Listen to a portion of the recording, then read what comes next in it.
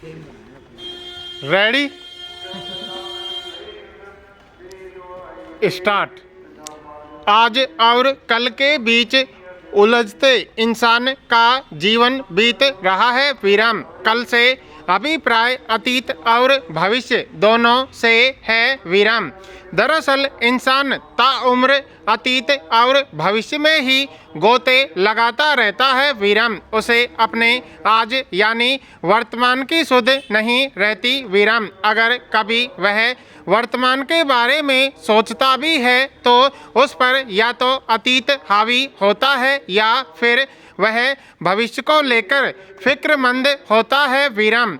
इससे होता यही है कि अतीत को बदला नहीं जा सकता, भविष्य को अपने अनुकूल हर हाल में करना संभव शायद ही हो पाता है, मगर उसके चक्कर में वर्तमान की सहजता जाती रहती है विराम। इस दौर में कहीं भी देख सकते हैं कि जीवन की मान्यताएं या महत्ता बची नहीं दिखती है विराम। हमने अपने आप को खुद से इतना दूर कर दिया है कि स्वयं को पहचान पाना बहुत मुश्किल हो गया है विराम।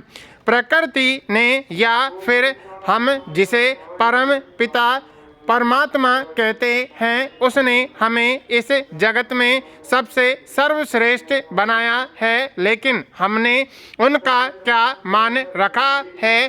प्रश्नवाचक। कहने को हम एक सभ्य समाज में रहते हैं, लेकिन हम अपने आसपास देखें तो सभ्यता या शिष्टता कहाँ बची दिखती है विराम।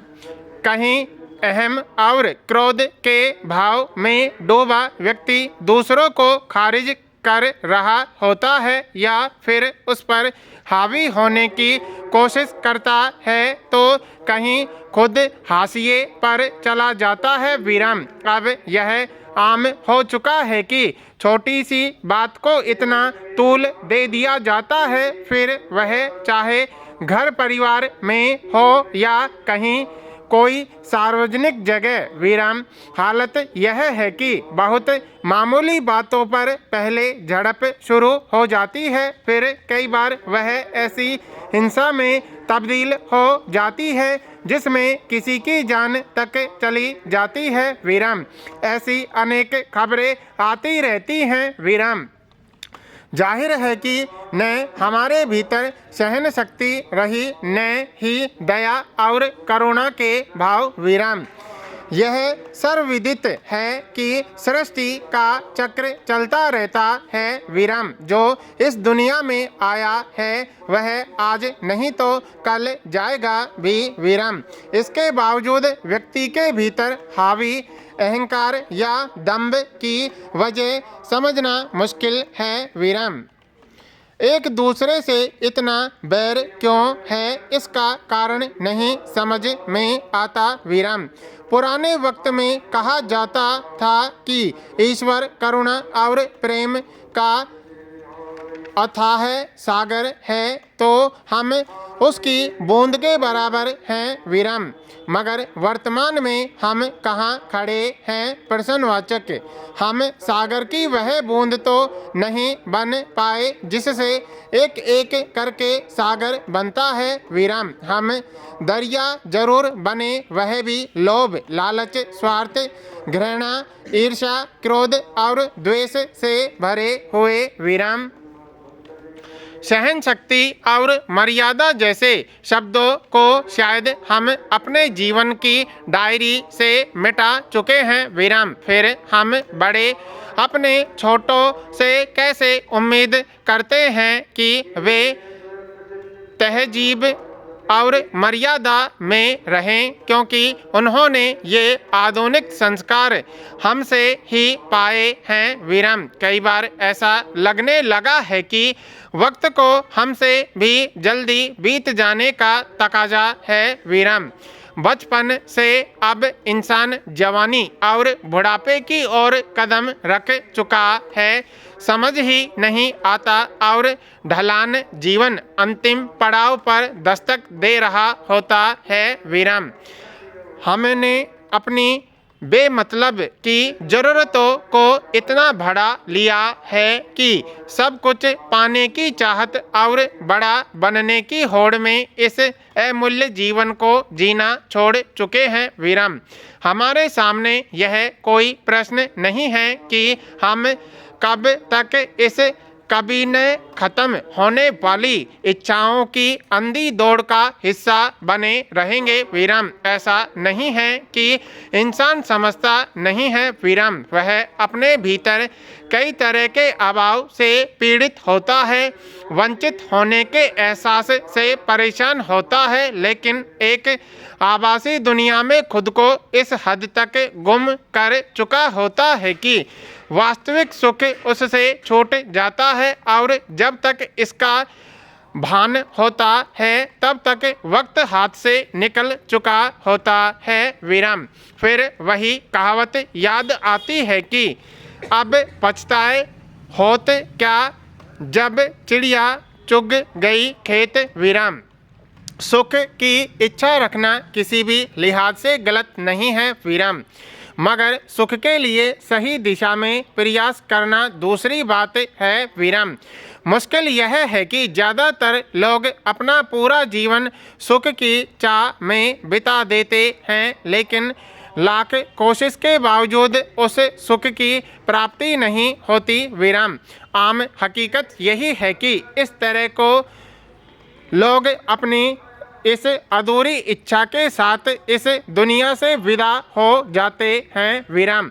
धन संपत्ति और ऐशो आराम के तमाम साधन जुटाने के बाद भी मन में वह शांति और सुकून नहीं मिल पाता जिसकी तलाश उसे रहती है वीरम। सब कुछ छूट जाने के बाद इंसान खुद को दिलासा देने के लिए और अपने दुख को कम करने के लिए खुद से पूछता है कि ऐसा क्यों है वीरम। ऐसा दरअसल इसलिए है कि जो उसका होता नहीं है उसे ही वह पूरी उम्र इकट्ठा करने में लगा रहता है वीरम। धन से वह स्वास्थ्य मिलता है न ही सांसें, फिर भी इसे ज़्यादा से ज़्यादा जमा करने की होड़ किस लिए जारी रहती है यह समझना मुश्किल है वीरम। खुद से यह पूछने की ज़रूरत है कि इस अनमोल जीवन को क्यों निरुद्देश्य जिया जाए वीरम। सबको जीवन का कोई न कोई उद्देश्य जरूर मिला है वीरम। अपने व्यक्तित्व में हमें इसकी पहचान करनी होगी वीरम। अगर नहीं पहचान पाते तो इसका अनुमान हमें उठाना होगा वीरम। मगर सवाल है कि हम क्यों नहीं अपने जीवन को एक वाजिब उद्देश्य दें जिससे समाज और दुनिया ढांचे को बेहतर और मजबूत आधार दिया जा सके वीरम। पैरा वक्फ पर संयुक्त संसदीय समिति की बैठक में राजग के 14 संशोधन मंजूर हुए तो विपक्षी दलों के सभी 44 संशोधन प्रस्तावों को नामंजूर कर दिया गया वीरम। अब सवाल यह है कि समिति का गठन ही क्यों किया गया वीरम। किसी भी महत्वपूर्ण बिल को संसदीय समिति के पास विचार विमर्श के लिए भेजते हुए यह अपेक्षा की जाती है कि सभी दलों के सदस्य अपनी दलगत राजनीति से ऊपर उठकर विस्तृत चर्चा करेंगे, जिस पर संसद विस्तार से चर्चा नहीं कर पाई वीरम।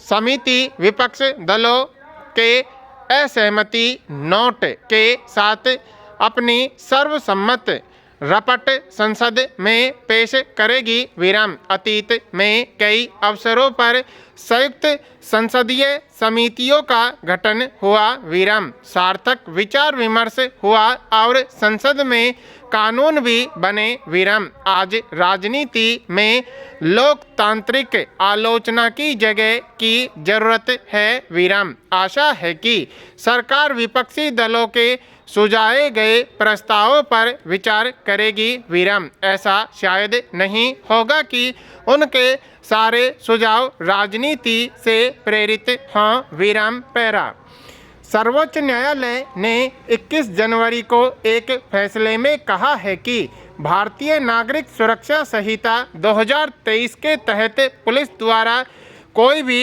नोटिस व्हाट्सएप या अन्य इलेक्ट्रॉनिक्स गैजेट के माध्यम से दिया जाना न्याय की परिधि में नहीं आता है। पूर्ण विराम।